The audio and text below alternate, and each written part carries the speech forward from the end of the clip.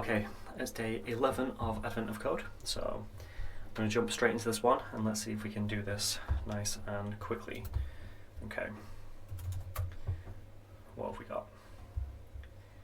I said day 11, right? I didn't say day 10. Okay, let's read through this. The ancient civilization on Pluto was known for its ability to manipulate space-time. Oh god, I hope it's not to do with dimensions again. Whoa, At first glance, they seem like normal stones. Wait, sorry, I'm skipping. So there's a set of stones. They seem like normal stones. They're arranged in a straight line, and each stone has a number engraved on it. The strange part is that every time you blink, the stones change. Okay. Sometimes the number engraved on a stone changes. Other times, a stone might split in two, causing all the other stones to shift over a bit to make room in their perfectly straight line. As you observe them, they have a consistent behaviour. Every time you blink, the stones simultaneously change, so they all change at the same time according to the first applicable rule. 3 rules here. If the stone is engraved with a 0, it's replaced by 1 with a 1. The stone is engraved with a number that has an even number of digits. It's replaced by 2 stones. The left half of the digits are engraved on the new left stone, on the new right stone. The numbers don't keep extra leading zeros. 1000 would become 10. Okay. If none of the other rules apply, the stone is replaced by a new stone. The old stone number multiplied by 2024. See what they did there? Okay, no matter how the stones change, their order is preserved. They stay on their perfectly straight line. How will the stones evolve if you keep blinking at them? You take a note of the number engraved on each stone in the line. Puzzle import. Okay, what does my puzzle import look like? Wow, that's probably the smallest puzzle import that we've had so far. It makes it feel easy, but I'm kind of like figuring it's probably harder than it looks. We are on day 11. Where were we? So, if you have an arrangement of 5 stones engraved with the numbers 0, 1, 10, 9, 9, 9, 9, you blink once, the stone transforms as follows. So the first stone, because it's 0, becomes a 1. The second stone, the 1, is not 0, and it doesn't have an even number of digits, so it's multiplied by 2024. Okay. That's the third rule though, right? Yeah. And the third stone, 10, is split into a stone marked 1 followed by a stone marked 0, because it's even digits. The fourth stone, 9, 9, is split into 2. The fifth stone is replaced by 2024 multiplied by 9, 9. Yes. Okay, here's a longer example. After 2 blinks, after 3 blinks, 4 blinks. Okay. In this example, blinking 6 times, you would have 22 stones. After blinking 25 times, you'd have, wow, a lot. Okay. How many stones will you have after blinking 25 times? Okay, this doesn't seem too hard. Let's jump into it. As I've done in all the other videos, we're going to do AOC 11 here. We're using Deno. So let's jump into AOC 11 and we want an input.txt, a run file. Wow, I typed it correctly. Must have had a good night's sleep. Okay, let's jump into Vim here. And first of all, let me add this puzzle import that I just copied. Okay, let's get rid of test file, we don't want that. Let's make sure in here we can do Deno allow read main.ts. Don't need this JSON in here. We don't need that. Okay, so let's read the text. I'm doing this pretty quickly because we've done this, read text file, we've done this in every single video so far, so this bit's not particularly, well, it's really not unique at all. Okay, so let's open up a new tab here and let's execute that run script. Okay, we've got those. Now, if they're all stones, I can see here, for example, that's even digits, that 0 goes to a 1, that 2 multiplies by 204. Wow, my brain's firing today. Okay, let's... So we want these stones there. There's a new line at the end, so let's trim that off. And then let's split these on space. And then what we should have here is stones. Yes. In fact, what I'm going to do is, I'm going to go back and grab, they added an example, right? Where was their example? This one. No, let's use this one. Let's take this example instead. I'll leave this code here, but let me just go, if I change this to a let, and then right now we'll just override text with that.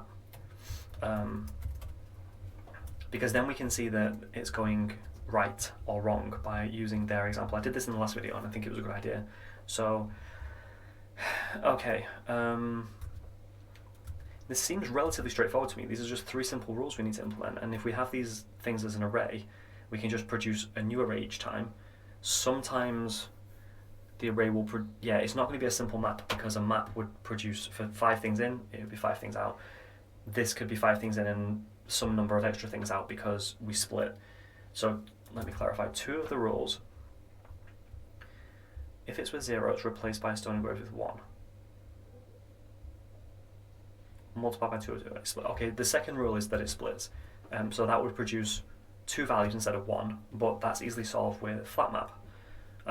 If you've not used flat map before, flat map is like, let me show you an example.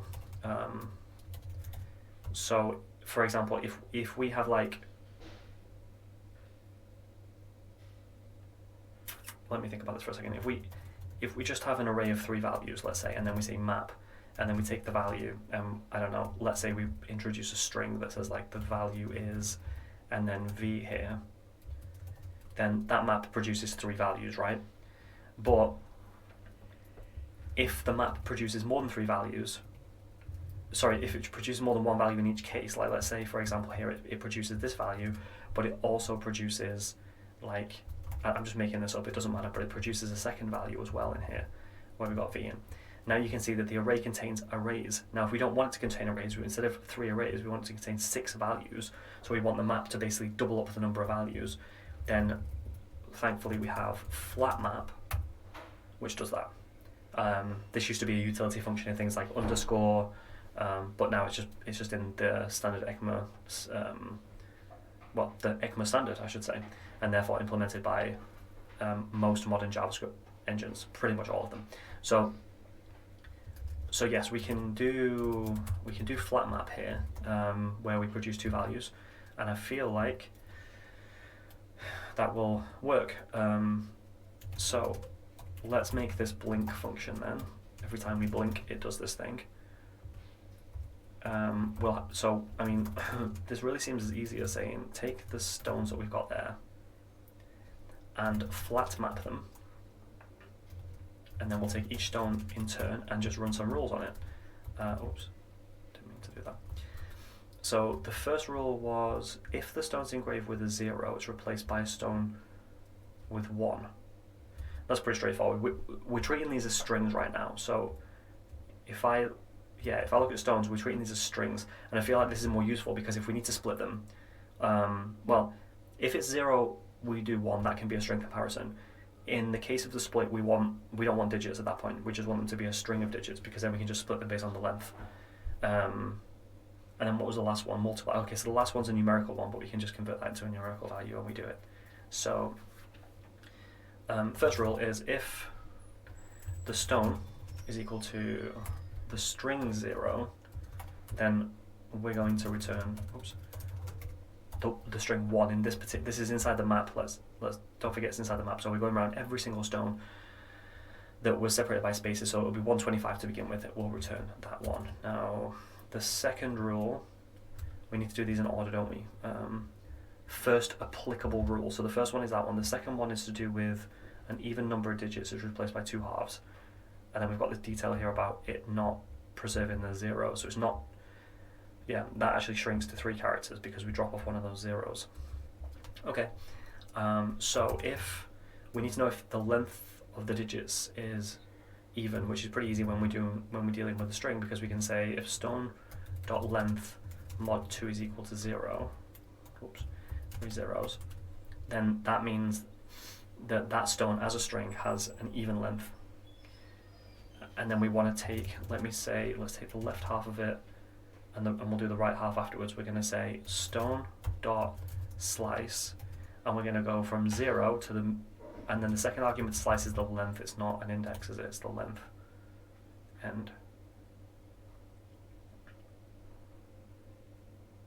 yeah, up to but not including, so it's the length.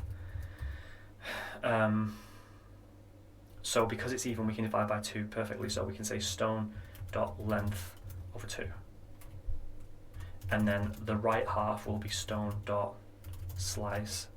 and then we'll start, well, we don't even need to give it a second argument, we can just say stone.length over 2, and that'll read all the rest of them, which will be the same number of characters because it's even. And then what we need to return here are 2 values, so we can return an array because we're flat mapping, so we'll return 2 values here, and we'll return the, what does that say about zeros? It's not the ending, it's only the preceding zeros, right? New numbers don't keep leading zeros. Only leading zeros. And there can't be a leading zero. Look at the puzzle. There's no leading zeros here. It's not like 0, 9, 0, 8. No. We're only dealing with the leading zero that happens on the split, so it's only the leading zero on the right hand side. So we can return the left value, and then we need to get rid of the preceding 0 on the right. Yeah, okay, so if we just parse the thing to an integer, 0, 0 parses to an int of 0, and then we can just put that back to a string again. That should do it. And then the third rule is if none of the other rules apply, the stone's replaced by a new one, multiply by 2. Okay, easy. So since we've not met those 2 conditions in this map, we'll return the stone. We need to parse in the current stone again to get, yeah, and then just multiply by 2024. And we should do, there should be a string, I guess. Everything else is a string, so yeah, let's do that as a, oh damn. Let's do that, oh my god, what are we doing? As a string. Okay. So that's, the stones are 125.17. Actually, let's just change this to blink. 253000017, is that actually what the example shows? 2530017. Yeah. Well, does it, what are we doing here? Does it, we need to call, right, so blink returns a new array, and then if we assign that to stones and go around, we can do that. So let I equals 0. What was the example? It was 6. Is it 6? 6 times, you would have 22 stones. So if we do it 6 times, we should have that input at the bottom. So I less than 6, I plus plus, nice simple loop here. And then what we're going to do here is what we're going to say, oops, stones.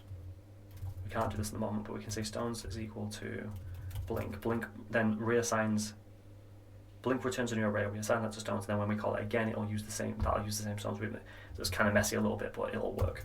And then we can just log out what the last set of stones are. And of course, that's not possible right now, just because that needs to be a let. Yeah, okay. That's a number, starts 209, ends 1, 2. 209 ends 1, 2, and the last one is 0, 3, and 2. 0, 3, okay. Well, did we solve it? What do we actually need to return? The number of stones. So you'd have 22 stones. So if, okay, so let's just log out. We don't want stones, we actually want stones.length. Well, I don't know about you guys, but this one seems like quite an easy one. Although I'm not convinced, oh no, I don't need to do this, we already had it. If I just don't reassign, so let's just change that back to a const, get rid of that. That's the puzzle import, 76. That seems, so when we run it for our import, it's 76. Okay, let's try it, 76. Okay, something else going on.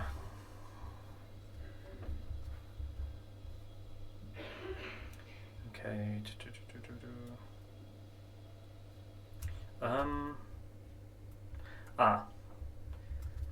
Not 6 times. 6 times was just their example. That's the problem with using their examples. What do we do if we... Alright, that's a bigger number. 202,019 if we do it 25 times. Given they said they... Oh no, it's roughly in the same range as the answer to the... After playing 6 times, you have 22. After playing 25 times, yeah, so it's in the same range. So I'm not going to be able to submit this now, am I? 17 seconds until we can find out whether that's right or not. Okay. Just enough time to have a sip of water.